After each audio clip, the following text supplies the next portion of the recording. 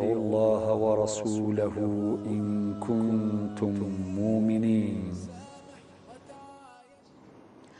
بسم الله الرحمن الرحيم، والصلاة والسلام على خير خلق الله أجمعين، نبينا محمد صلى الله عليه وسلم. أيها الأحبة الكرام، السلام عليكم ورحمة الله تعالى وبركاته.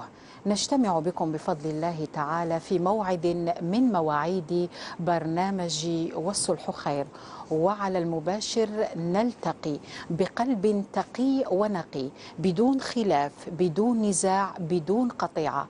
نحاول في البرنامج إصلاح ذات البين، دائما استنادا إلى القرآن الكريم والسنة النبوية الشريفة والسيرة العطرة، مع فضيلة الشيخ الدكتور السعيد بويزري. أرحب بكم أيها الأحبة الكرام، أرحب بكل من يتواصل مع البرنامج، وممتنة لكم بمتابعة هذه الحلقة. مرحبا بكل من يلتقطنا عبر الأقمار الاصطناعية، ومرحبا بالجالية المسلمة في المهجر. نتواصل معكم عن طريق البريد الإلكتروني والعادي. أنتم تعرضون علينا بعض المواضيع التي هي من عمق الأسرة ومن عمق المجتمع، هي نزاعات وخلافات يومية، ونحن نقول أن النزاعات طبيعية جدا، ولكن الشيء الغير طبيعي هو أن تمتد هذه النزاعات سنوات وسنوات دون التفكير في الصلح ودون التفكير في إصلاح ذات البين. لما لا نفعل مثل ما كان يفعل الرسول صلى الله عليه وسلم عندما كان يشب خلاف بين الناس، يقول: اذهبوا بنا لنصلح بينهما. سلام الله عليكم، تحية طيبة. قبل أن نرحب بفضيلة الدكتورة سعيد بويزري وبالضيف الذي جاءنا ليعرض القضية على المباشر من استوديو برنامج والصلح خير، تابعوا معنا هذه الأرقام الهاتفية ونفتح أبواب الحوار لكم ومن أجلكم، من أجل إصلاح ذات البين. تابعوا. من يريد التواصل مع برنامج والصلح خير، نضع تحت تصرفكم العناوين والأرقام التالية: عبر البريد الإلكتروني صلح@suntv.dz، كما يمكنكم الاتصال ببرنامج والصلح خير على المباشر 021 39 43 43 021 39 42 42.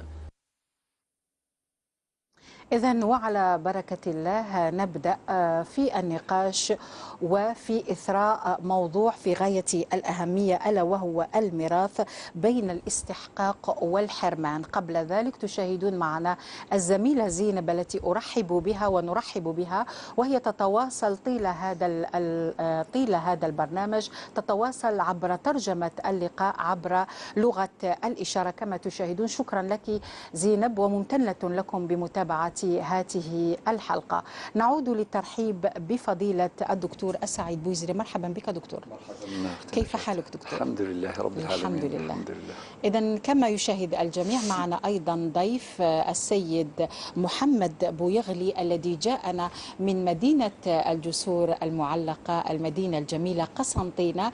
جاءنا ليعرض قضية في غاية الأهمية وفي غاية الخطورة. نحاول معك ومع الجميع ومع المشاهدين الكرام إصلاح ذات البين. قبل بداية عرض هذه القضية التي هي أمامنا السيد محمد بويغلي، نرحب بك. مرحبا بك معنا في برنامج الصلح خير. شكرا لك. إذن ولكم مني تحية الفريق التقني العامل معنا هذا المساء.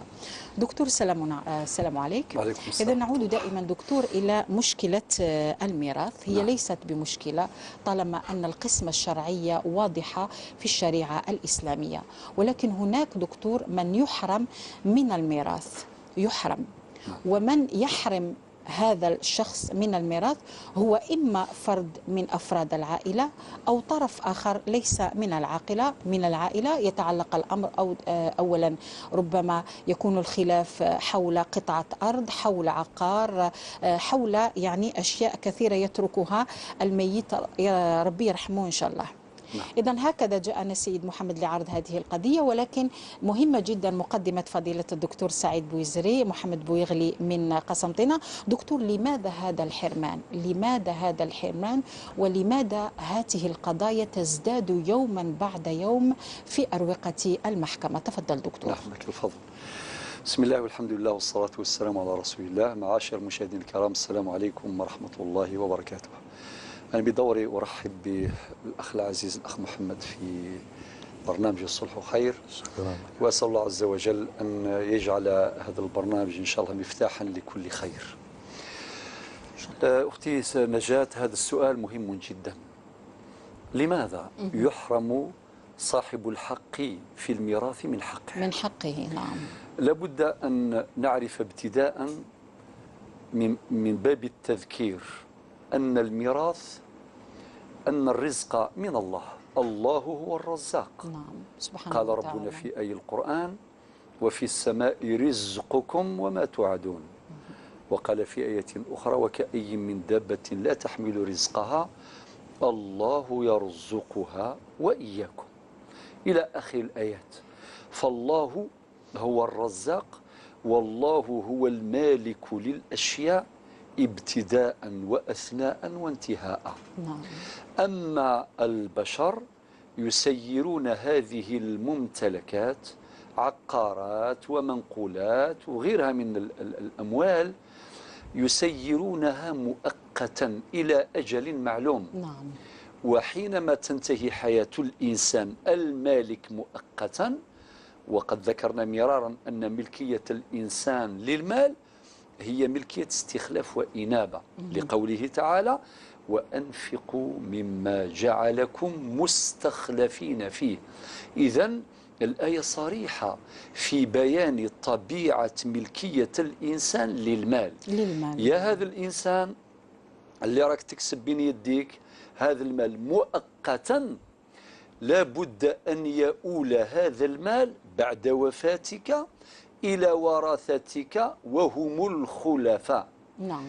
اللي رزق هو اللي فرق. ربي سبحانه عز وجل: للرجال نصيب مما ترك الوالدان والأقربون، وللنساء نصيب مما ترك الوالدان والأقربون، مما قل منه أو كثر نصيبا مفروضا، إلى آخر الآيات من سورة النساء. الآن ما دام على بالنا ربي هو اللي يرزق، على بالنا ربي هو اللي يوزع الميراث على الناس، السؤال مطروح، سؤالك مشروع جدا: علاش الناس يحرمون من الميراث؟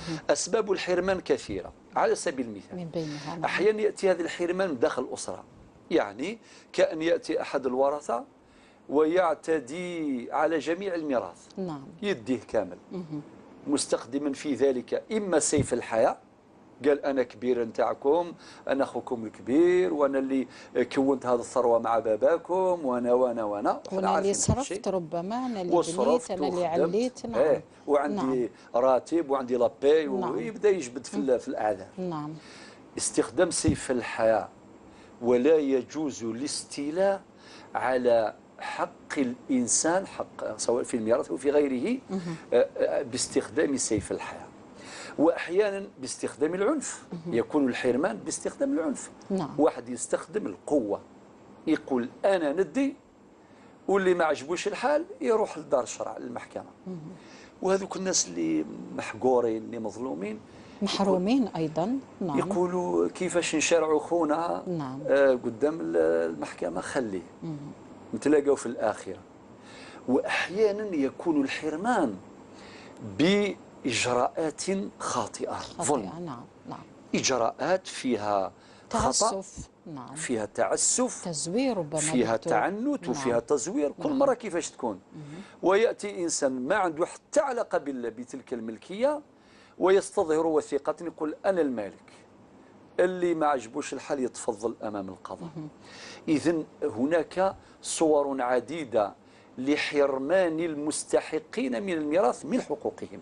هذه بعض الصور، وربما في ثنايا البرنامج سنضيف وسائل أخرى وطرق أخرى للحرمان، ولكن لابد أن نعلم حقيقة لا يجوز حرمان أي شخص من الميراث نعم. إلا بمسوغ شرعي. نعم دكتور، شكرا دكتور. الله يسلمك. إذا دائما نذكر قبل أن نبدأ في النقاش مع الضيف الكريم الذي جاءنا من قسنطينة لعرض قضية خلاف حول قطعة أرض، ونحن دائما تحت راية القرآن الكريم نحاول إصلاح ذات البين. أريد أن أوضح فكرة مهمة جدا في البرنامج: نحن لسنا هنا للتشكيك في القضاء أو في الجهات القضائية. في بعض الأحيان نعرض بعض الخلافات والنزاعات التي هي أسرية أو بين أطراف أخرى من المجتمع، وفي بعض الأحيان هناك قضايا في المحاكم يعرضها الشخص الذي يكون معنا في البلاتو أو يعرضها عن طريق روبورتاج، لأن هذا الشخص في حد ذاته يحاول أن يصلح هذه الأمور أو ربما يحاول فك النزاعات والخلافات دون أضرار. إذن يحضر معنا اليوم السيد محمد بويغلي من قسنطينة. أرحب بك سيدي، مرحبا بك، مرحبا بك معنا في برنامج والصلح خير. جئتنا من قسنطينة لعرض قضية، والأمر يتعلق ليس بالميراث وإنما يتعلق بأرض ورثوها عن الجد تاعكم، وقلت بلي هذه الأرض راهي مشهرة وعندها الوثائق تاعها. المشكل في هذه الأرض السيد محمد أنه وارث اللي هو جاركم في قطعة هذه الأرض تحول إلى خصم، لأنه في باله هو لا يمتلك جزء من هذه الأرض، ولكن يقول باللي أنا أمتلك كل الأرض اللي ورثوها عن جد تاعكم وانتم 40 وارث. من أين بدأ الخلاف السيد محمد؟ تفضل، نحن نستمع إليك والمشاهد يشاهد أيضا هذه القضية. مرحبا بك. شكرا لك الأخت نجاة. بسم الله الرحمن الرحيم، الحمد لله رب العالمين، والصلاة والسلام على سيدنا محمد وعلى آله وصحبه أجمعين. بداية هو أنه النقطة التي أثارت الخلاف أحسن هكذا، أو النقطة التي اكتشفنا بها الخلاف هي أن الورثة قاموا يعني بتسوية وضعيتهم، وذلك باستصدار الشهادة التوثيقية. لكن عند الاتجاه للمصالح المعنية تفاجأنا بأن القطعة الأرضية المملوكة لمورثنا قد رقمت خطأ باسم الغير. طيب المصالح المعنية هل هي مسح الأراضي ولا القضاء ولا ليكسبير جوديسيار باش نفهم؟ هي المديرية الولائية لمسح الأراضي لولاية ميلا. نعم، إذا هنا اكتشفتوا بمعلومة أنتم تقولوا هذه المعلومة راهي خاطئة وهذه الأرض أرضكم. تقدر تفسر لنا؟ أنا نقول هذه الأرض باللي أرضنا لأني أمتلك نسخة كاملة من عقد الملكية مشهر هذا بهذه، وممكن استدراجها يعني موجودة معي الآن هذه الوثيقة وهذا العقد الملكية هذا. نعم. طيب ربما السؤال اللي نسألوك في برنامج الصلح خير، هذا الوارث اللي تحول إلى خصم تكلمتوا معاه، اجتمعتوا به، هو عندكم علاقة به، راكو تشوفوه ما راهوش يشوفكم؟ وين وصلت الأمور؟ هو ليس بوارث معنا. نعم. هو ليس بوارث معنا. نعم. وإنما نحن اتبعنا الإجراءات القانونية طبقا للقانون. طبقا لنص المادة 16 والمرسوم 93 123 والمعدل المتمم 63 73. نعم دكتور. طيب ما معنى أنه الوارث ما راهوش منهم وهو وارث ويتحول إلى خصم؟ باش يفهم المشاهد دكتور. نعم يفهم المشاهد. نعم. أذكر سيادة الأفاضل وبعدين يعود الكلام لك. نعم سنعود إليك سيدي. أنه من الأخطاء التي ترتكب كي يجي الكاداستر يعني تاع مسح الأراضي يكون الترقيم باسم شخص ما عنده حتى علاقة بهذيك القطعة الأرضية، وهذا خطأ. والقانون يعتبر ذلك الترقيم خلال عامين ترقيم مؤقت. نعم. فإذا كان أي إشكال يطرح إداريا على مستوى الإدارة المختصة، نعم. ولكن بعد فوات مدة عامين يطرح هذا الإشكال على مستوى القضاء، يتحول النزاع إلى نزاع قضائي. لذلك هذا الإنسان بعدين نتكلم سؤال الأخت نجاة مهم جدا. نعم. على هامش التقاضي، لأنه بعد تحكي لنا أنت كاع المراحل لي زيتاب نتاع نعم. رفع الدعوة الأولى والثانية إلى نعم. آخره. نعم. على هامش هذا التقاضي هل هناك مساعي لحل هذا الإشكال بطريقة ودية؟ تفضل. نعم تفضلك أستاذ. هو ما كان حتى مسعى ودي، لأنه القضية ليست في أساسها مع المدخل في الخصام. طيب. وإنما القضية مع الإدارة. شحال عندها القضية تاعكم؟ هي هذا الترقيم تم في سنة 2006. 2006. يعني تجاوز يعني السنتين. نعم. ولذلك بمقتضى المرسوم المذكور يعني لجأنا للقضاء. من 2006 بدا الخلاف. يعني من 2006 نعم. احنا رفعنا دعوة في 2013. طيب انتم 2006 بدا الخلاف، رفعتوا دعوة في 2013 ضد الوكالة اللي تقول باللي ضد مجهول هذه القطعة الأرضية. هذا هو ما المشكلة. قرره الخبير. ما قرره الخبير الأول أو الثاني؟ هذا الخبير الثاني. نعم. وهي أن ممثل مسح الأراضي هو يعني مثل ما صرح به السيد الأستاذ الخبير. نعم. صرح ممثل هو يقول عن ممثل مسح الأراضي. نعم. ممثل مسح الأراضي لا أذكر اسم الموظف، بأنه خلال إعداد مسح الأراضي العام لبلدية ميلا تم تحديد وتسجيل هذه القطعة الأرضية أولا في حساب مجهول. نعم، في حساب مجهول. وما لما انتقلوا للأرض راهم حطوها في حساب مجهول، وهي أرضكم وهي أرضنا. طيب يعني ماذا فعل الورثة عندما جاتكم هذه المعلومة؟ لحد الآن ما جاتناش المعلومة، ما كناش نعلم احنا أنها كانت في حساب مجهول. نعم. هو علمنا احنا في 2013 عندما كنا بصدد إعداد الشهادة التوثيقية به علمنا بهذه المجريات وبهذه الإجراءات اللي صارت وحنا ما نعلموهاش. قلنا ثم تحديد وتسجيل هذه القطعة الأرضية أولا في حساب مجهول، بعدها تقدم المدخل في الخصام. هذا السيد اللي دخلناه في الخصام هو يعني هو مديرية مسح الأراضي هي اللي مسحت ودارت الترقيم باسمه. هو بالنسبة لنا ليس خصما. ليس خصما. مليحة هذه الفكرة. هو بالنسبة لنا وإنما أدرجناه كمدخل في الخصام وليس خصما.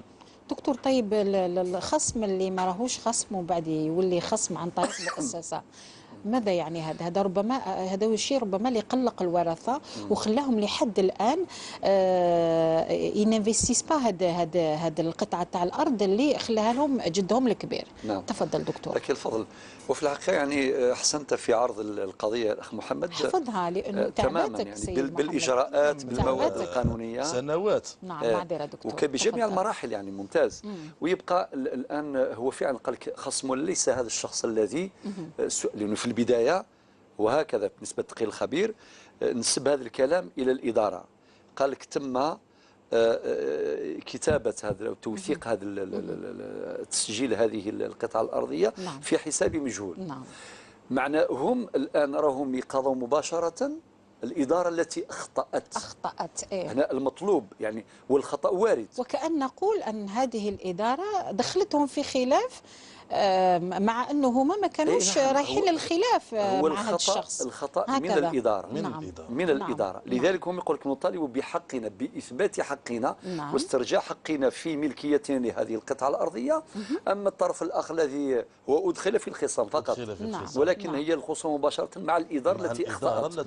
والمطلوب هو تصحيح الخطأ الذي وقعت فيه الإدارة ويرجع الحق إلى صاحبه.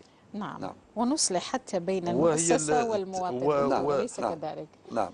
نعم. سي محمد دقيقة برك من تفضلي فضلك. الأخت. طيب، على تفضلي. بالي راهي قدامك القضية.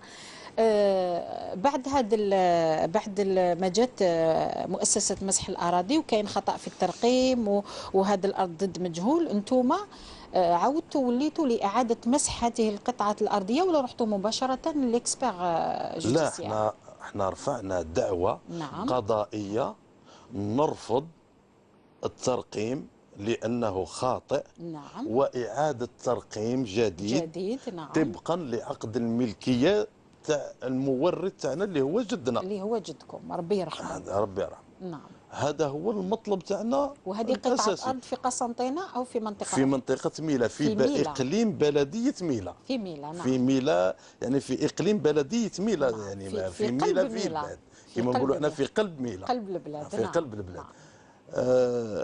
هذا هو المطلب تاعنا. نعم. وبذلك نطالب بالخروج من الشيوع من بين مجمل الورثة أو العائلات المالكة نعم. للقطعة الكبيرة. نعم. نعم. هذا هو المطلب الرئيسي والمشروع. يعني احنا نشوفوا فيه مطلب نعم. رئيسي ومطلب مشروع. نعم.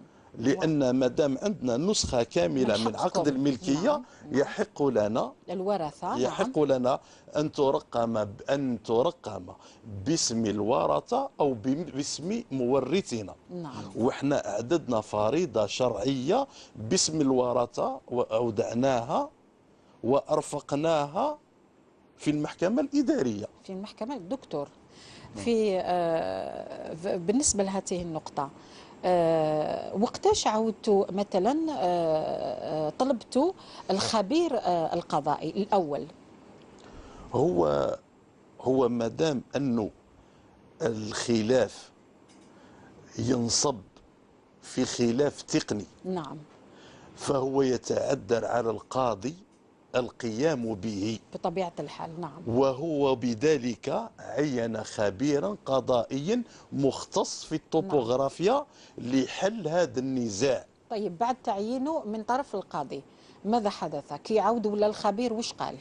الخبير عندما عين، نعم، هو أصدر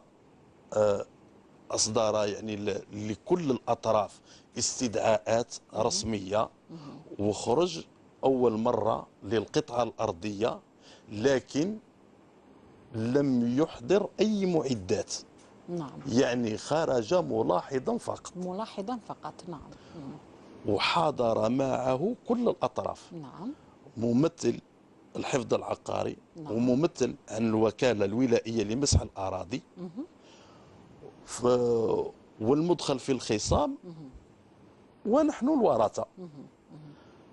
ممثل الحفظ العقاري أجاب بأنه لا يوجد لدى مصالحه دفتر عقاري باسم المدخل في الخصام. يعني لا يوجد لدى مصالحه دفتر عقاري باسم السيد أو الإنسان الذي رقمت باسمه تلك القطعة. نعم. مع مرور حوالي 10 سنوات ولم يعد بعد الدفتر العقاري. نعم.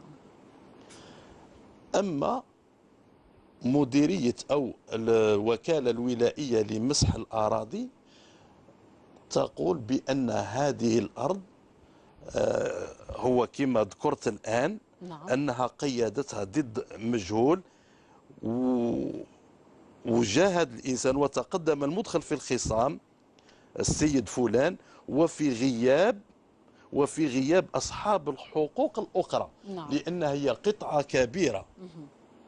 وفي غياب أصحاب الحقوق الأخرى سجل هذا العقار بعبارة ومن معه.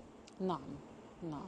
هذا الشيء اللي مسجل في الوكالة الولائية لمسح الأراضي. وترك الأمر للمحافظ العقاري لتحديد الطبيعة القانونية لهذا العقار. نعم.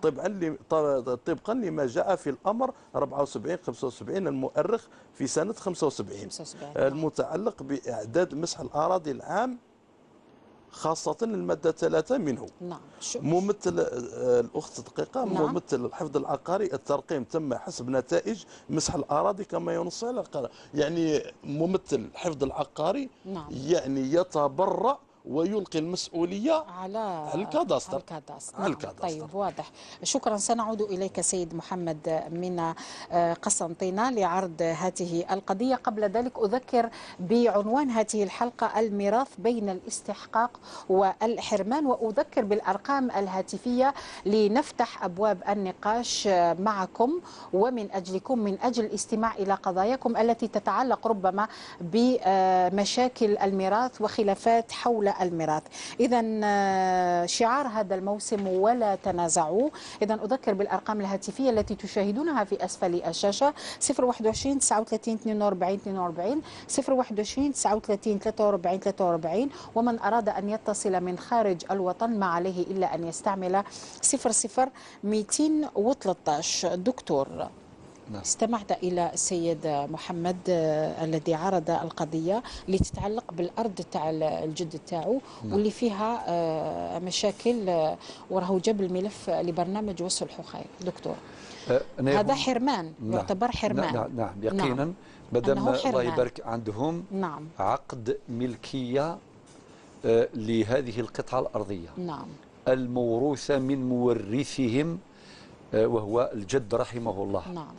وعدد الورثة كثير الله يبارك، حوالي 40 واحد. ومطلبهم إلى حد الآن كما سمعنا القضية مطلب مشروع. نعم. أولا يطالبون بتصحيح الخطأ، والخطأ واضح من خلال اطلاعنا على الملف. نعم.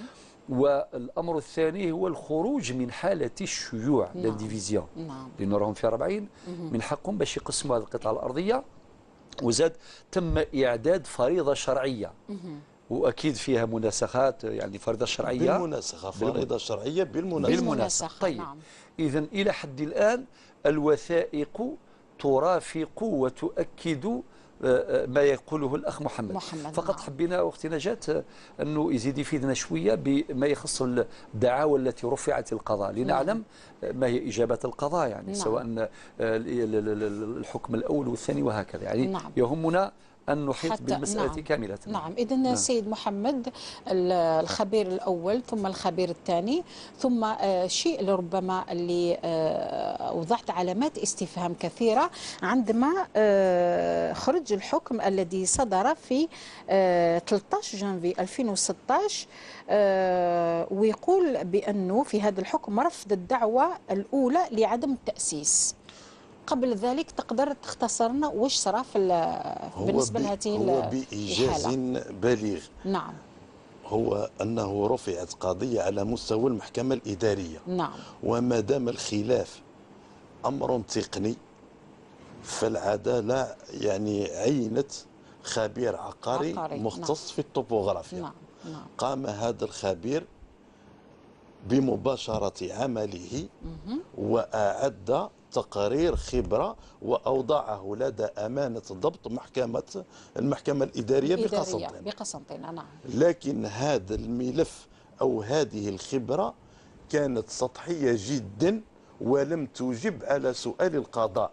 فمسح الأراضي، مديرية مسح الأراضي نعم. رقمت هذه القطعة وأصبحت تسمى هذه القطعة بمخطط مسح الأراضي الجديد، المجموعة الملكية رقم 1 القسمة 85. نعم. يعني أعطوها هذا الاسم. هذه المصلحة أعطت هذه القطعة هذا الاسم والمقدرة بحوالي 17 هكتار. نعم. فالخبير لم يجب بتاتا على سؤال العدالة، لأنه هو المطلوب منه إذا كانت هذه القطعة تخص مورثنا أو الورثة. نعم. نعم. أو غيرهم أو شخص آخر. نعم. وإيجاد الحلول الملائمة. نعم. لهذه القضية. نعم. فأجاب هذا السيد الخبير بأن المجموعة الملكية رقم 1 القسمة 85 موجودة في مديرية مسح الأراضي باسم المدخل في الخصام، ووجدها عند المحافظ العقاري نعم كذلك نعم.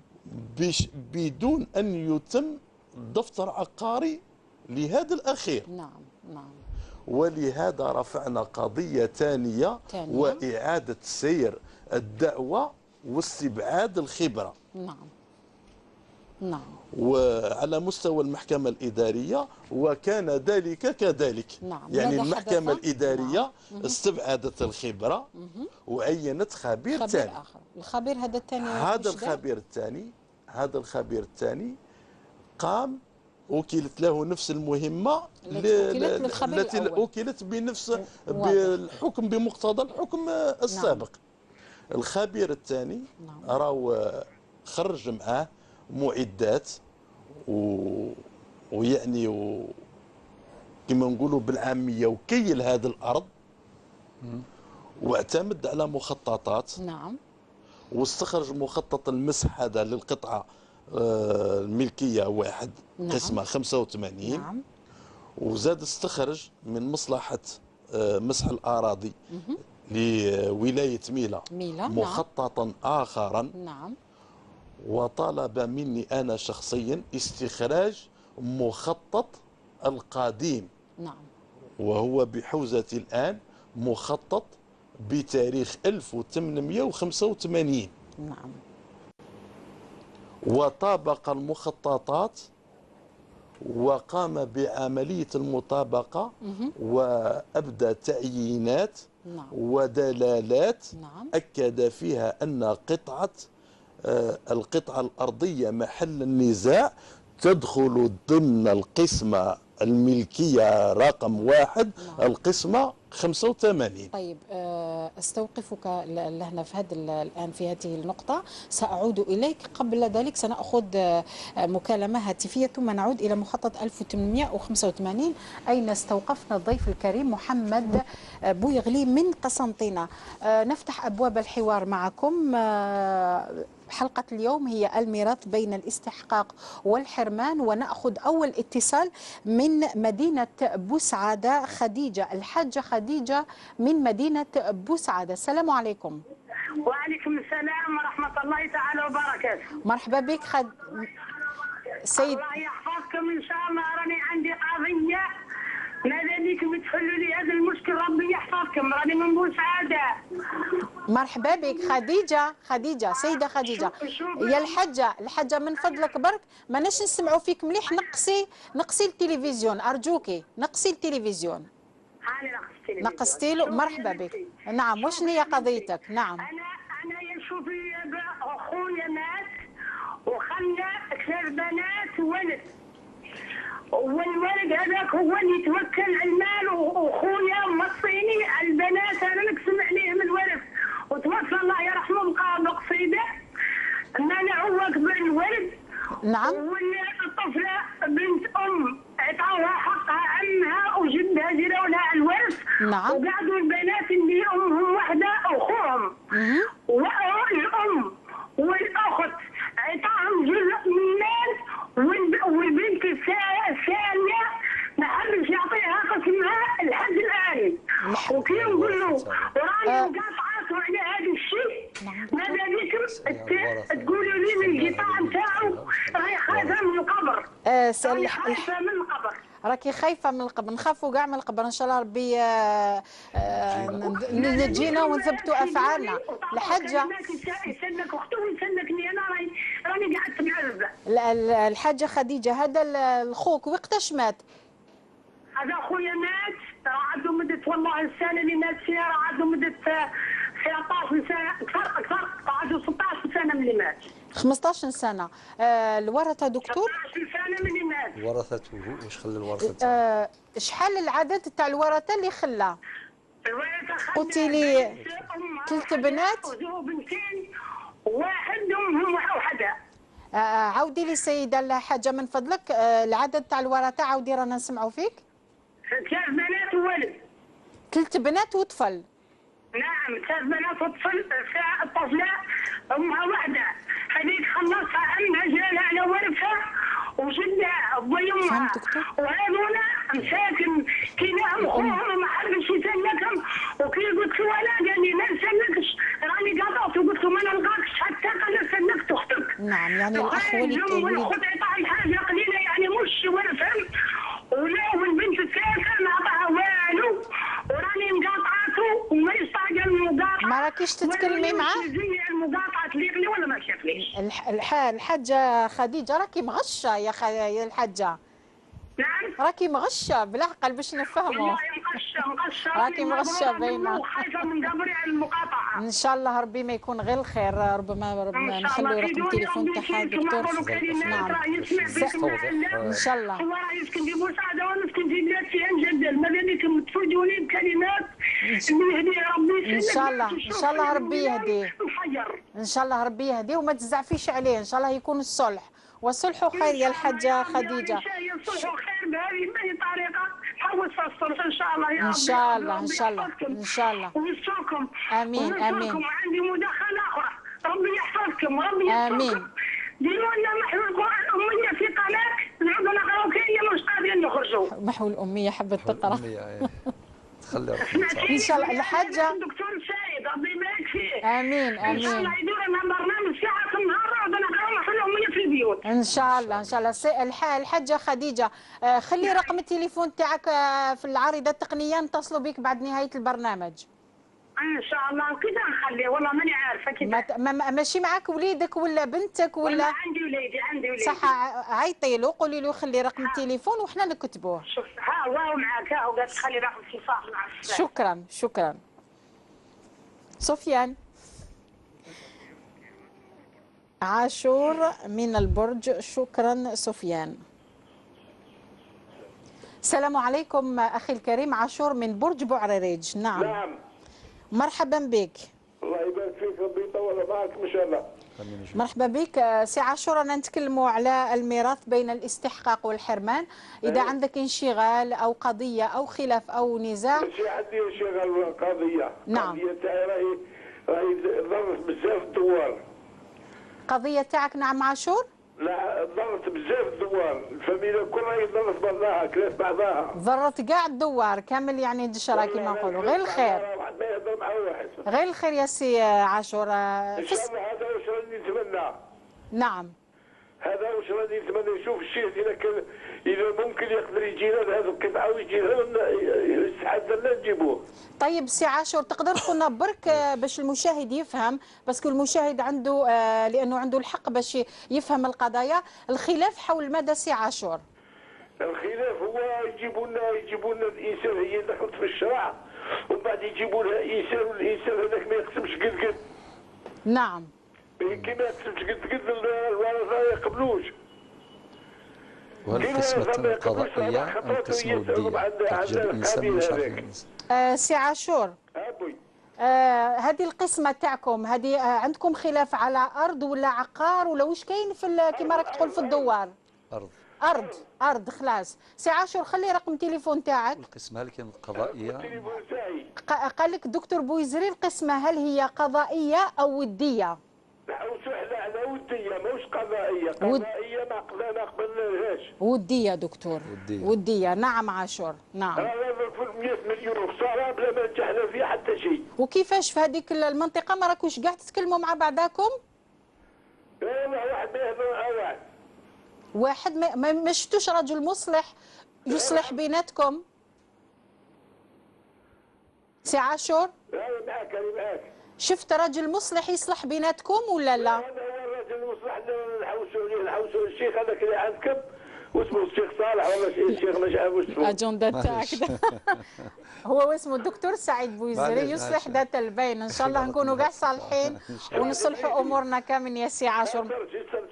انا نسرش انا نسمع انا فهمتك. نعم. هذوك اللي نحوسوا هذا هذو كلها ما عنديش خبر فيهم واش راهم يديروا، بصح كي يحضر هو اللي دارها اهلا وسهلا.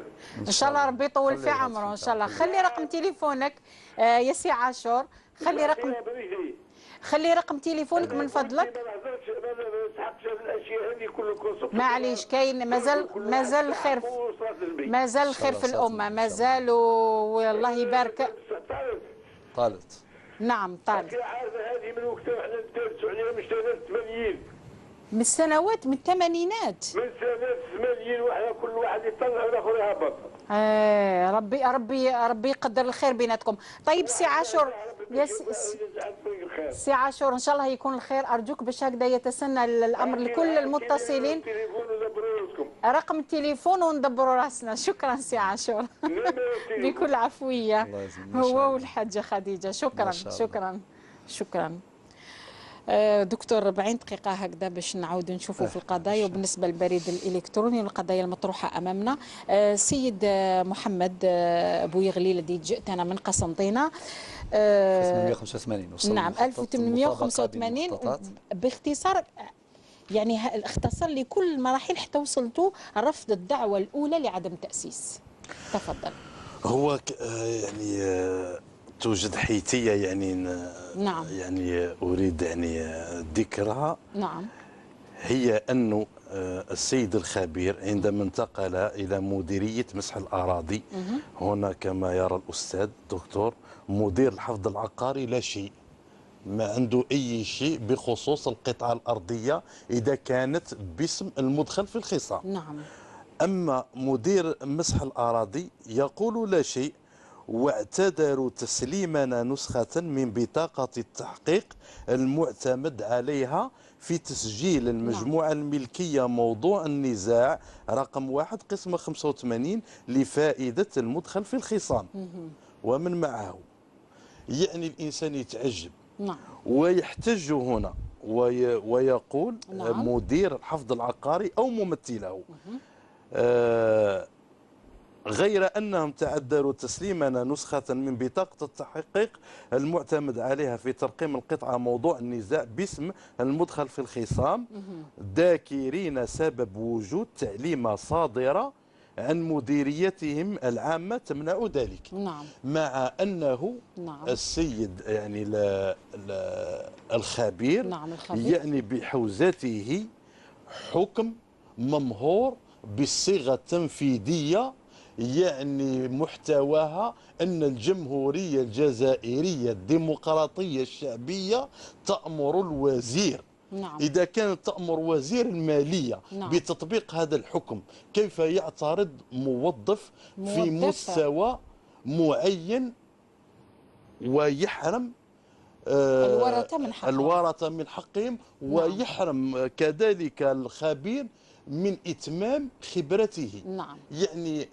يعني الإنسان من غير يبقى المعقول. متعجب. نعم. يعني هذا التسلط وهذا الظلم نعم. يعني بلغ الذروة. نعم. يعني يضرب عرض الحائط بحكم ممهور بصيغة تنفيذية باسم الجمهورية الجزائرية من جهة. نعم جهة يعني رسمية. جهة رسمية. نعم. يعني بارك الله فيك. يعني أنا ما قدرتش نزيد نعبر من فوق هذه. راك تقلقت.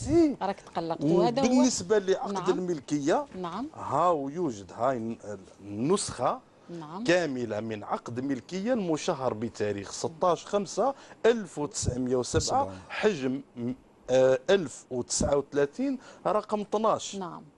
هذه النسخة ومسلمة لي شخصيا. نعم. طيب واضح سيد محمد، من جئتنا من ولاية قسنطينة لعرض القضية، وكل التفاصيل راهي أمامنا، والتفاصيل أخرى سنطلع عليها بعد نهاية البرنامج. دكتور، بالنسبة لهذا الأمر خاصة هذه النقطة الأخيرة لواحد يعني وقلنا شحال من مرة دكتور عندما نتحدث عن القضايا الموجودة في رفوف في أروقة المحاكم، يخرج الحكم المعني بالأمر ما يحبش يطبقه، يعني يرفضوا أو يعني يختفي وراء أسباب غير شرعية وغير قانونية. مثل هذا السبب لجانبه سيد محمد من قسنطينة. تفضل دكتور، ثم نعود لنظر في القضايا الأخرى التي هي بين أيدينا. تفضل دكتور سعيد بويزري. تفضل. لك الفضل. أولا في تعليق خفيف في حدود الوقت المتاح يا أخي محمد. نعم. أولا بالنسبة للمطالبة برفض الخبرة لسطحياتها. نعم. هذه نؤكد على أن كي يكون إشكال فني، مشكلة فنية، بينا في أكثر من مرة بأن القضاء له مساعدون يقدمون له يد العون. الغرض ما هو؟ هو إحقاق الحق. القاضي عين خبيرا قضائيا نعم. عقاريا نعم. مختصا نعم. معتمدا لدى المحكمة لدى القضاء لإجراء الخبرة الفنية. إذن الخبير ينور القاضي نعم. بخبرته الفنية التي يجب أن تستجيب لما هو مطلوب من المحكمة. نعم. نعم. لابد، لأن القاضي يريد الاستفسار. نعم. نعم. لابد أن يجاب عن استفساره. ثم والإجابة لابد أن تكون دقيقة نعم. كما ينص القانون. القانون ينص على أن تكون الإجابة بدقة لتنور القاضي، والقاضي بعد ذلك له سلطة تقديرية كاملة نعم. في الحكم بما يراه صوابا، بما يراه حقا. هكذا نعم. يجب أن تتعاون المؤسسات ويتعاون الذين يخدمون القضاء، لأن القضاء راه قيمة شرعية حضارية، وبه نحقق ما يسمى بدولة القانون والعدل أيضا. نعم. نعم. لابد، وإلا مشكلة. ثم الأحكام تصدر باسم الشعب الجزائري. نعم. وكما قال الأخ الكريم، كما هذا الحكم اللي صدر ممهور بالصيغة التنفيذية. نعم. باسم الجمهورية الجزائرية الديمقراطية الشعبية. نعم. لذلك لابد من إزالة كل هذه العقبات. الدولة بأكملها. نعم. دكتور. في عراقيل. نعم. ولا يسمح بوضع هذه العقبات أو العراقيل سواء من الأشخاص الطبيعيين، والأمر أخطر إذا كان من مؤسسات الدولة، من بعض مؤسسات الدولة. نعم. إذن أين كيف نزرع يعني حب القضاء في قلب وكأننا المواطن؟ نقول أين هيبة القانون. نعم. عند هذه نعم. الأشخاص اللي راهم لذلك يأخذوا كل هذه القرارات. العقبات ملف نعم. كبير في الحقيقة، لا يستحق نعم. وقتا طويلا. نعم. وقد اطلعنا على بعض ما ورد في هذا الملف، ونطلع عليه بدقة أكثر إن شاء نعم. الله عقب هذا البرنامج إن شاء الله تعالى. هذا الأمر الأول. الأمر الثاني ما يتعلق نعم برفض الخبرة. صحيح، يعني كل هذه الإجراءات. والشيء الذي ألاحظه على هذا الملف أن الملف كامل بجميع المراحل. الأخ محمد يهضم المسألة جيدا. نعم. وهو واعي فيما يقول. نعم. والمطلوب هنا، وهذا نداء من هذا البرنامج، إعادة الأمور إلى نصابها من جهة، وإعادة هذا الحق الذي حرم منه الورثة الحقيقيون. نعم. مع تعطيل مصالحهم. وقد أكدنا مرارا بأن أشر أنواع الظلم هو العدالة البطيئة. نعم. ما الفائدة أن والقضية الآن مخطط هذا من 1885. نعم. وعقد الملكية يعود إلى إلى 16/5 هكذا 1907. نعم. 1907 مشهر في 1907. يعني مشهر في 1907.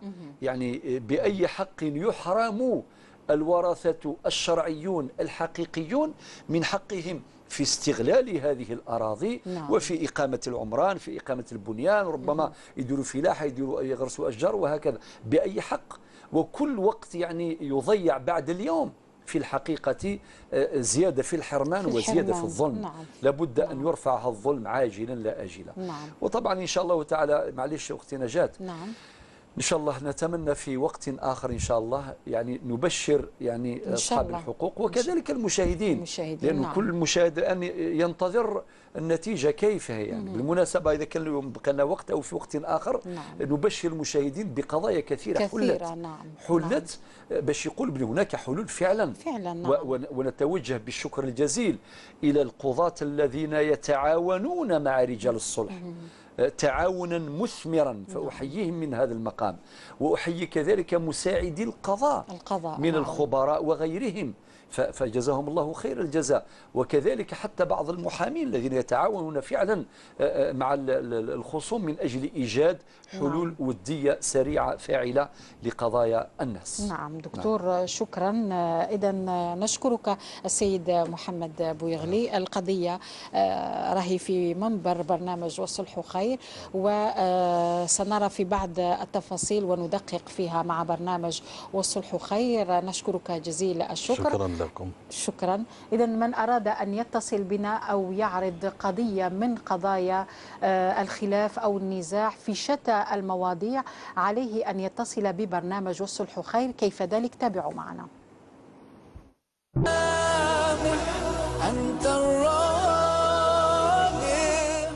سيدة نعيمة، باش نعرفوا المشاهد الكريم والمشاهدة الكريمة، أنت طليقة السيد عمر اللي فات معنا الأسبوع الماضي في برنامج الصلح خير، واللي حكينا فيه على التعاسة الزوجية. عايشة كين ناس صابرة على ولادي. حملت ومن بعد ذاك الحق باش يبيع لي الدار. كي الحق باش يبيع لي الدار، كي صفاو الامور هادو، قبل ما يصفاو انا رحت للتريبينال.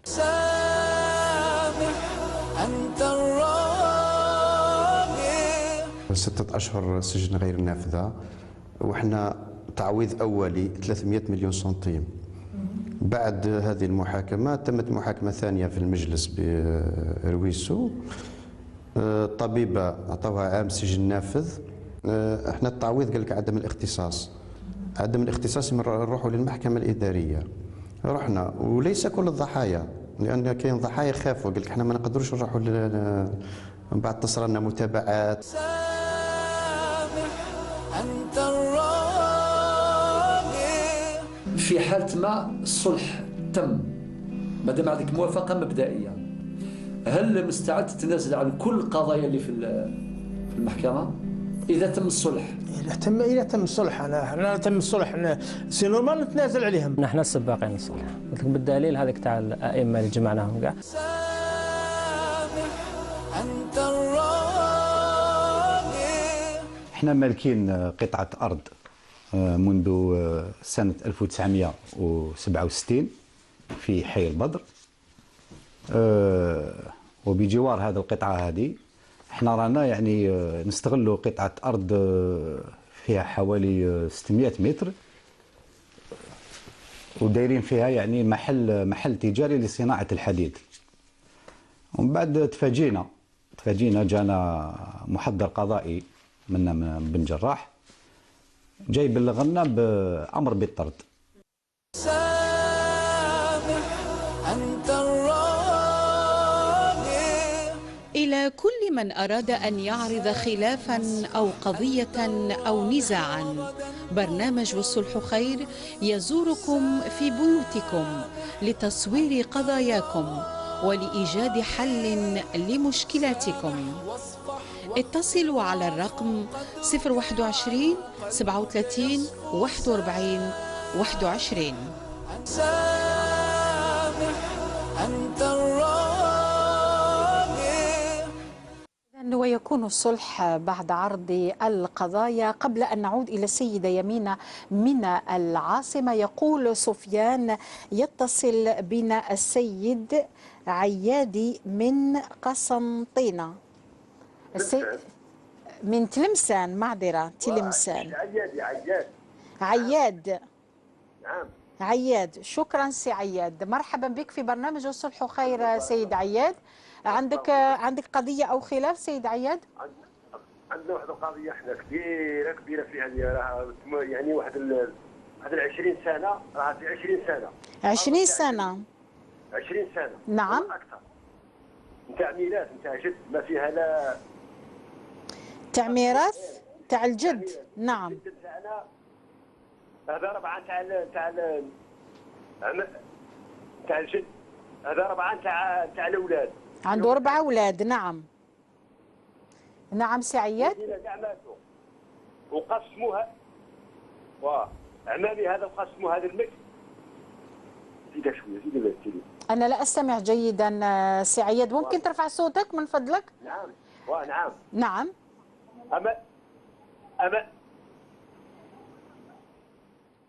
نعم. رانا نسمعوا فيك. نعم، قلت لي أرض تاع الجد وعنده 4 أولاد. 4 أولاد هذو مازالهم عايشين على قيد الحياة؟ منهم الأب نتاعي وعمامي ماتوا.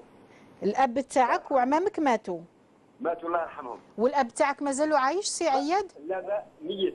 توفوا كامل؟ توفوا كامل. هكذا باش نفهموا. نعم. قسموا هذا الأرض نتاع هذا الملك، قسموها في 41. في 41. قسموها في 41. تقسيم عرفي. تقسيم عرفي. نعم. كي قسموها نعم. عاود كي جات 97. واحدين من الفاميليا، واحدين من الفاميليا من الوراثه. نعم. غير واحد 8 من الورثه. نعم. يعني خرجوا خبير في 99 خرجوا خبير، خرج هذاك الخبير شاف الارض وقسم الارض كما يقولوا هما، قسموا كانت الارض مقسومه اللي يفوت بالطريق طول، الارض مقسومه للطول. نعم. تمشي كل واحد عندها باش يخرج للطريق. نعم. وهذا الخبير اللي خرج عينوه في 2000 في 99 كي داروا اعاده السير في الدعوه قسم الارض للعرض بالعرض. شيء قابل علينا في السكنات في كل شيء. نعم. طيب وراه المشكل سي عياد؟ المشكل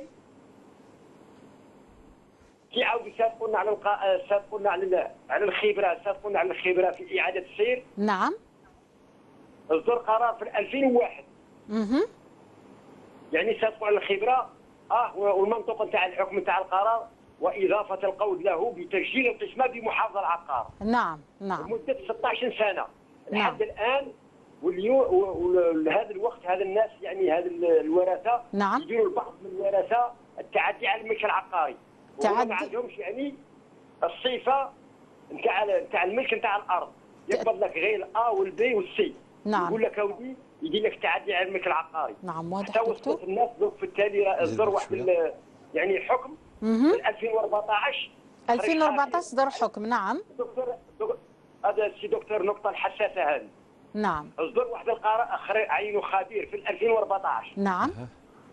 تعينوا خبير على التعدي على الملكيه العقاريه من بعد القسمه. ماذا حدث سي عياد؟ نعم. خرج الخبير، كي خرج الخبير حط بعض من الورثه متعديين. دار اعاده السير في الخبره، يصدر القرار في المجلس عدم التعرض الموضوع نتاعنا الطرد باش يطردونا من القطعه الارضيه. يطردوكم. نعم. باش يطردونا من القطعه الارضيه نتاع جدنا. نعم. والموضوع نتاعنا الطرد.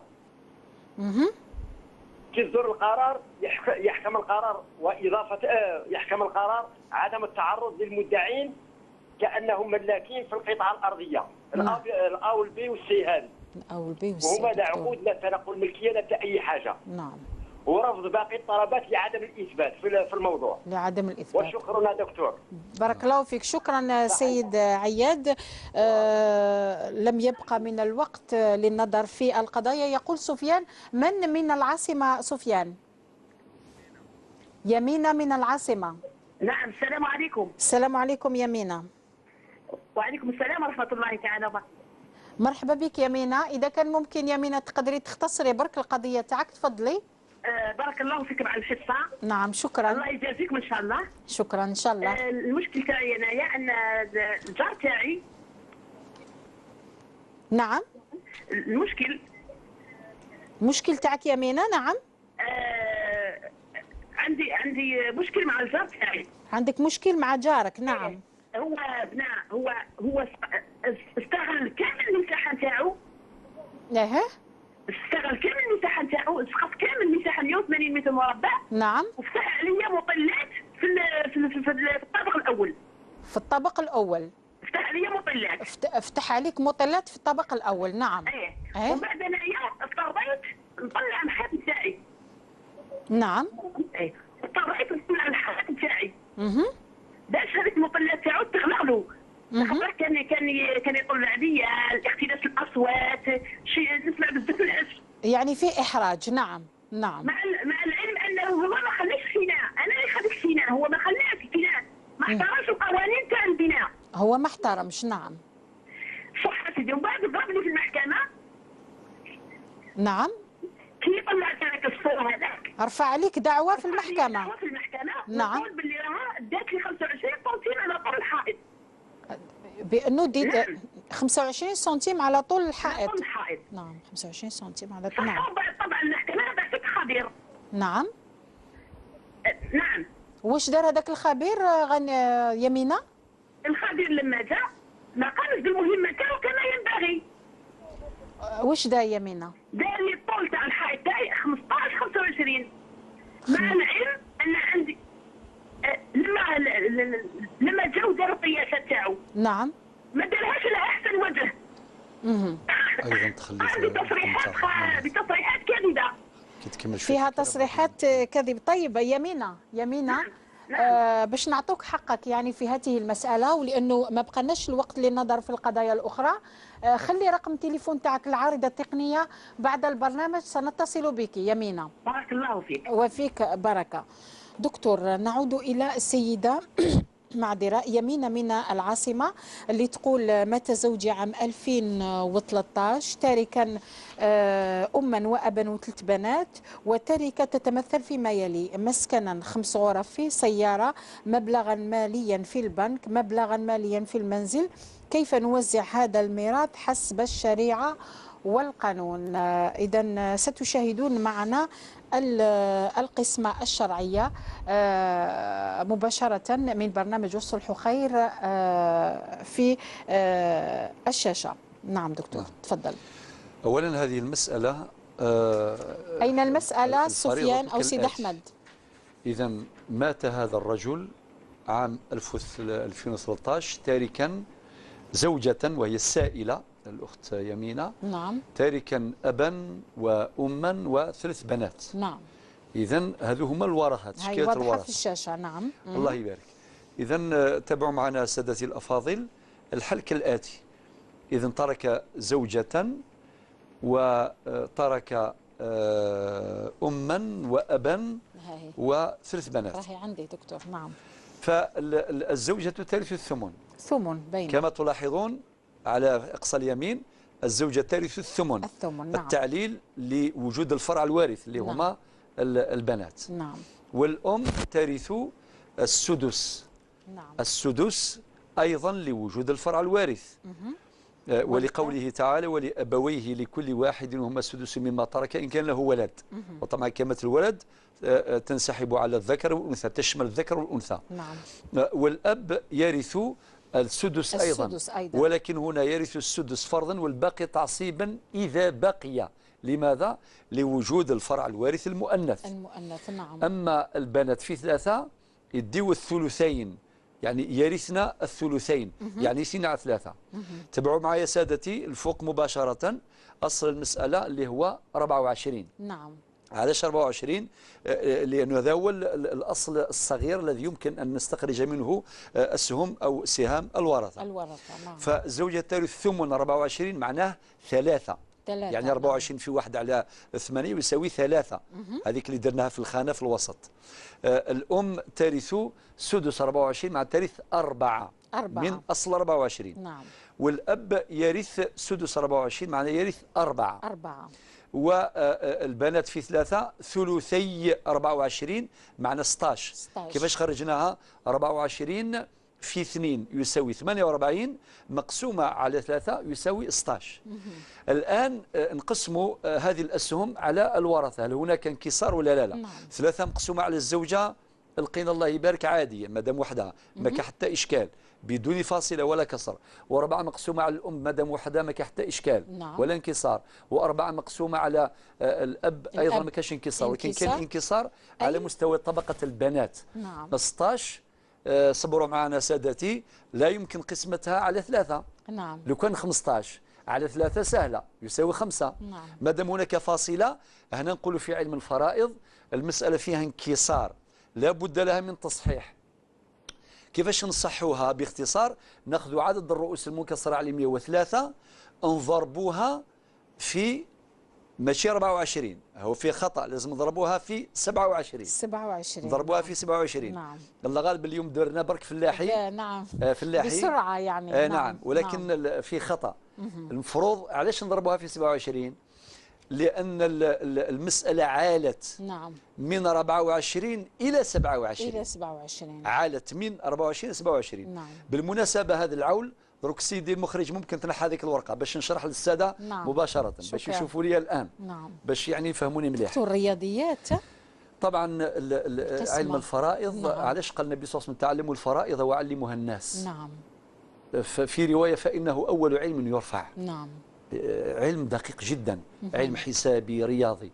لذلك تبعوا معايا الآن وإن شاء الله يكون عندنا من وغادي فرصة كيفاش تقنيا باش يعاونونا باش نكتب في نفس الوقت إذا كان أمكن، لا أدري.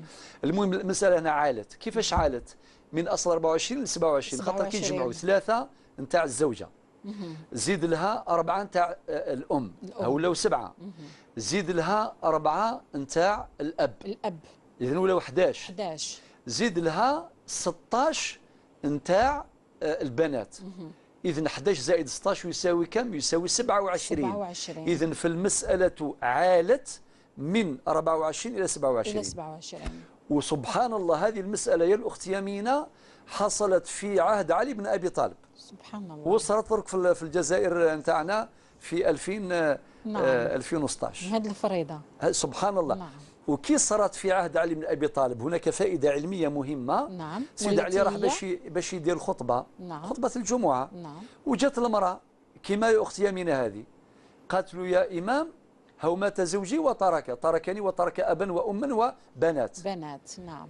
من بعد هو في الطريق دار عملية حسابية رياضية باش نقولوا بالصحابة أو يعرفوا الرياضيات، يعرفوا الحساب، ودار حساب ولقى هذا العول. وبعدين كيفاش جاوبها؟ هي ترث 3 من أصل 24. نعم. ولكن حينما عالت المسألة من 24 27 ولات لا ترث ثمن، ترث النفيم 1/9. نعم. أليس كذا؟ لأن 3 بالنسبة ل 24 الثمن. نعم. 3 بالنسبة ل 27 تسع 1/9. نعم. فأعطى لها الجواب في مقدمة الخطبة. واش كان يقول؟ يقول الحمد لله الذي يحكم بالحق قطعا وإليه المآل والرجعة ولكل امرئ ما يسعى. بعدين قال وصار ثمن الزوجة 9. سبحان الله. جاوبها جواب دقيق حسابي. نعم. رياضي. نعم. سبحان الله. نعم. وصار ثمن الزوجة 9. يعني هي ترث 3، الأصل 3 من 24 معنى الثمن. ولكن كي ولات عالت المسألة من 24 إلى 27 ولات ترث النفيام 1/9. نعم. فخلدت هذه المسألة وتم ربطها بالمنبر، فتلقب الآن تسمى بالمسألة المنبرية. المسألة المنبرية. نعم. وهناك حالة عول واحدة فقط للأصل 24 من 24 ل 27 فقط في مثل هذه الحالة، وسميت بالمسألة المنبرية. وهذا ما يحدث أيضا بالنسبة ليمينة. لذلك الأخت يمينة على بالك باش نشرح هذه كم بالتفصيل. نعم. على الوقت كامل يروح. فصارت مسألة اشتهرت بالمسألة المنبرية. منبر الكوفة وين اخطب الإمام علي رضي الله عنه وأرضاه. نعم. طيب الآن إذن هناك إشكال، 16 مقسوم على 3 لا يمكن. إذن هناك انكسار. 3 بدل أن نضربها كما كتبنا في الشاشة. نعم. 3 طبعا حررناها بسرعة يعني. نعم. في الدقائق الأخيرة. نعم. قبل الدخول في البرنامج المباشر، بدل أن نضرب 3 في 24 نضربها في 27. وبعدين كيف نستخرج الأسهم الجديدة؟ نضرب السهام القديمة 3 4 4 نضربوها كل واحد نضربه في العدد الذي صححت به المسألة. نعم. وبذلك نستخرج الأسهم الجديدة للورثة، وهذه الأسهم يزول بها الانكسار المذكور على مستوى طبقة البنات. إذن يا أختي يمين هكذا، ونتواصلوا معك خارج البرنامج باش نكتبوا لك الفريضة دقيقة جدا. وبعدين يأتي الخبير. الخبير يطبق الفريضة هذه. الخبير يقيم هذاك المسكن. هي المسكن قالت شحال فيه 5 غرف. نعم. 5 غرف. هو الذي يقيمه. مبلغ مالي نعم في البيت ومبلغ مالي في البنك. والسيارة تقيم أيضا. نعم. والمبلغ المالي موجود في البيت راه معروف عندكم. والمبلغ المالي موجود في البنك أيضا معروف. يستخرجوا هذيك الرولوفي نتاع المال. وبعد المسألة في غاية البساطة، إذا كان مثلا المجموع فيها 7 ملاير مثلا، 7 ملاير هذه تقسم على الأصل الجديد للمسألة. وبعدين نعم. الاستخراج قيمة السهم الواحد.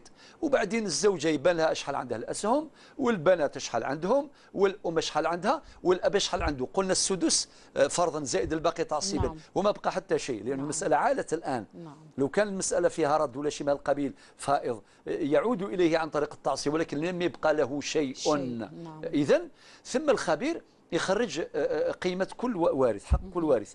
وبعدين يكون التخارج. ممكن الزوجة مثلا تقترح ما تقول لهم أنايا أعطيوا لي هذا المسكن نعيش فيه السلام. نعم. أتنازل عن حقي في دراهم وفي السيارة وهكذا. وهذه المسألة بيناتكم لابد أن تتلاقاو وتفريوا القضية هذه بطريقة ودية. شرع ربي ما خلى حتى مشكلة، لكل مشكلة حل، ولكن مشكلة على مستوى القلوب وعلى مستوى الأذهان. نعم. كان اللي عنده مشكلة هنا في دماغه ولا في قلبه، إما عنده الطمع ولا ما يخافش ربي ولا عنده خطأ في الحساب. نعم. يعني يقول انا ندي اكثر ولا كل واحد يدي حقه ويغمض عينه.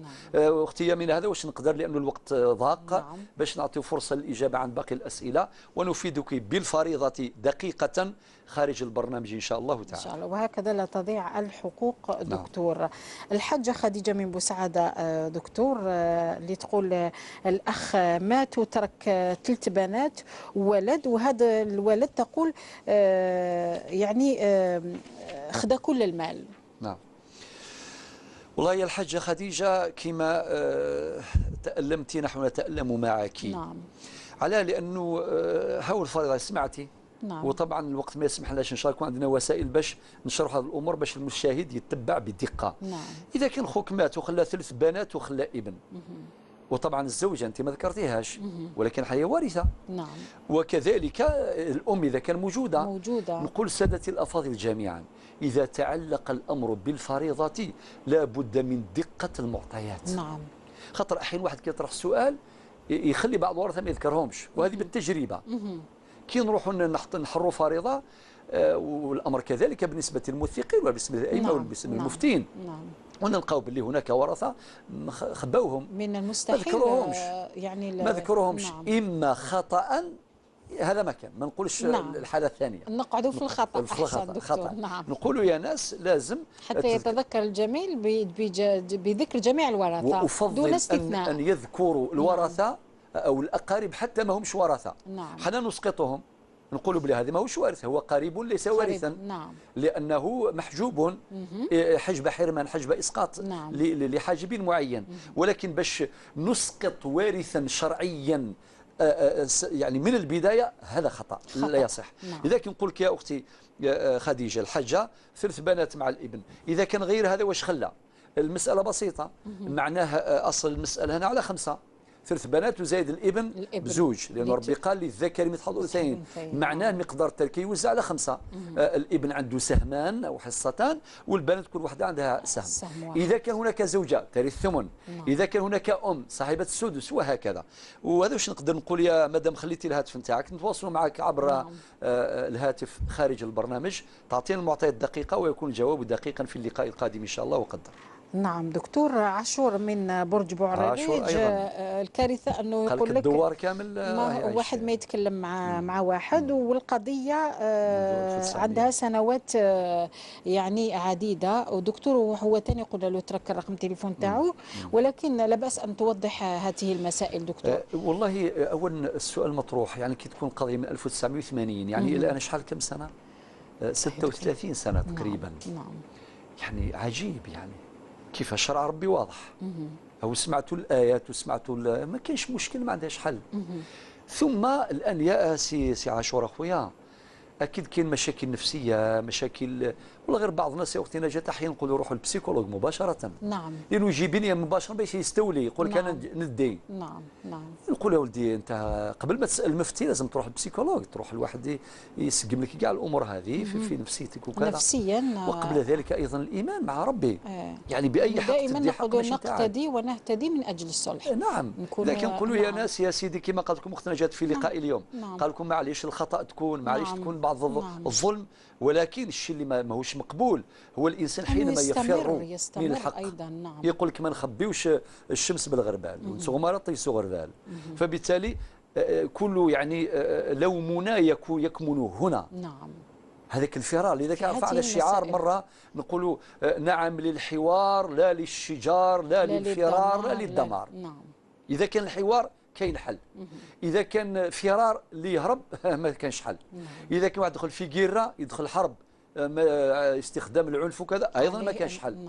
واللي يقول لك انا ندمر كل شيء وخليها تخلى وكذا. ماذا بك نبعدوا من هذه الامور ونكونوا ناس مؤمنين حضاريين إن شاء الله. نعم دكتور. وطبعا يا سي عاشور إن شاء الله نزوركم إن شاء الله تعالى، البرج راهي قريبة ونزوركم، حتى اللي بعيد نقدروا نزوروه إن شاء الله. المهم النية تكون والإرادة، ومستعدون للخدمة إن شاء الله. نعم دكتور، وهذه هي مصداقية برنامج والصلح خير. عياد من تلمسان، قضية ميراث يقول عندها 20 سنة أيضا دكتور. نعم يعني الآن تقريبا القضايا تطرح معظمها لسنوات طويلة، عندها تواريخ. نعم باك 20 سنة كاين حاجة تعطيل يقول سفيان 5 دقائق ونصف يكفينا الوقت إن شاء الله للنظر في يمينة من العاصمة. تعطينا سفيان 5 ساعات وقيل ما نخلصوش.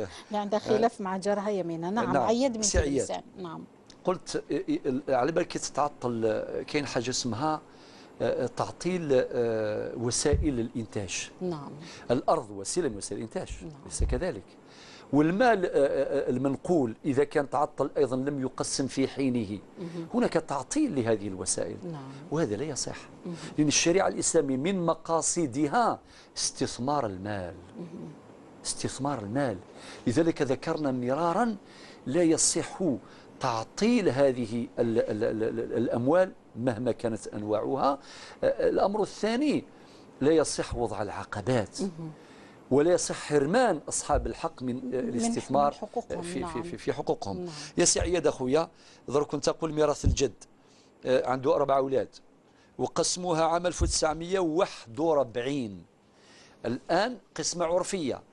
أعتقد هذا واش فهمت، أنه طالبتم بتكريس القسمة العرفية. نعم هنا في التكريس كاين أحد احتمالين، إذا كان القسمة العرفية موافقة للشريعة موافقة للقانون، يعني كل واحد أخذ حقه الله يبارك. إذا كان فيها أخطاء لابد أن تصحح. نعم دكتور. والتصحيح الخطأ، كل إنسان، النبي عليه الصلاة والسلام قال كل بني آدم خطأ وخير الخطأ تواب. ودرك شفتوا الفريضة الآن؟ نعم كتبتها في اللحظات الأخيرة في الثواني الأخيرة وغلطت فيها في الرقم. ولا اكتشفت الخطأ على المباشر وهي تعرض له يعني. لأنه نسيت باللي أن المسألة فيها عول. والسلام عادي، ما كان حتى مشكلة. العالم الزمان هذاك قال لك ليس بيني وبين الحق عداء، ما كان حتى عداء، ولازم يكون عندنا صلة رحم بين وبين الحق. لذلك في عام 99 خرج خبير وإلى آخره. والقسمة هنا القسمة الخبراء سادتي الأفاضل هم يعلمون ذلك يعني يقينا، أنه كي قسموا الأراضي باش يخرجوا من الشيوع الورثة لازم كل واحد يخرج للممر العمومي للطريق العمومي. ولازم يخرجوا يعني يدير طرقات من القطعة الأرضية هذيك. إذا كان حبيت نرسم هكذا، هذه قطعة أرضية كبيرة، هذه قطعة أرضية. كي نقسموها على 4 مثلا، على 4 أجزاء. نعم. ها واحد يدي منا والآخر يدي منا والآخر يدي منا والآخر يدي منا، كلهم لازم حقوق الارتفاق. لازم تخرج منا من الأراضي هذه، من الأرض في حد ذاتها. هذا طبقا للفقه الإسلامي وطبقا للقانون المدني الجزائري، وقد شرحنا هذا فيما سبق. إذا كان القطعة الأرضية هذه ما نقولوش لصاحب الأرض رقم 3، نقولوا شوف هذا الجار يعطي لك ما مر اللي هو حق الارتفاق. لا، حق الارتفاق يستخرج من هنا، من الأرض في حد ذاتها. إذا كان هذه القطعة الأرضية كان محل قسمة أو محل مبادلة وهذا شرحنا فيما سبق، لازم الممر حقوق الارتفاق الطرقان هذون تندار هنا. والخبير حينما يعاين ما قدروش نقسموا قطعة أرضية هكذا في الخيال، لازم المعاينة. الله يرحم الناس زمان يخرجوا الحبل اللي معمر بالنية يا الله يبارك، يقسموها، انت تخرج منها انت تخرج منها وطريقها وطريق، والسلام عليكم وعليكم السلام. والان عندنا كل وسائل، عندنا لي زاباري هذو الله يبارك ما شاء الله، وفي الجي بي اس الساتيليت والجوجل. ولكن المشاكل ما زالت دكتور، مشاكل على مستوى 25 سنتيمتر، دالي متر، دالي 10 إذا كان الأراضي نربطوها بالساتيليت لازم نربطوا القلوب بربي سبحانه وتعالى. لا بد من ربط القلوب بالله. ونتفكروا دائما ربي يقول ولله ميراث السماوات والأرض. فإذا ارتبطت القلوب بالله عز وجل لكل مشكلة حل. دقيقتان دكتور، إشارة ربما اليمينة من العاصمة اللي عندها مشكل مع الجار تاعها دكتور، يمينة من العاصمة. يمينة نعم. نعم الأخت يمينة من العاصمة. المشكلة طرحتيها أولا بالنسبة لهذيك النوافذ اللي فتحها. نعم. حسب المعلومات اللي اعطيتي هذا وكشف عليها يعني. هذا لا يصح. نعم. لا يصح هذا. نعم. لانه نحن مسلمون، كاين الستره، كاين جار. نعم. يعني وثاني حاجه غريبه، لماذا الانسان يعني يستغل الارض نتاعو كامله؟ علاه سيدي؟ ما يخليش يبنيها بالسنتيم. نعم. علاه سيدي؟ الفقه والقانون كلاهما يؤكد على هذا الامر، كل واحد يخلي شويه شويه منا شويه منا، او نيجان كنجان. نترك باقي التعليقات للفرصة القادمة إن شاء الله. نعم، نعود إلى السيدة يمينة من العاصمة في الحلقة المقبلة بحول الله تعالى. هكذا نكون قد وصلنا إلى نهاية البرنامج، نتمنى أن تكونوا قد قضيتم معنا أطيب وأفيد الأوقات، والسلام عليكم ورحمة الله تعالى وبركاته. واصفح واغفر واعفو، قدرك يعلو قلبك يصفو، سامح أنت الرابع، سامح وتعايش كي نرقى، كي نصبح مجتمعا أقوى.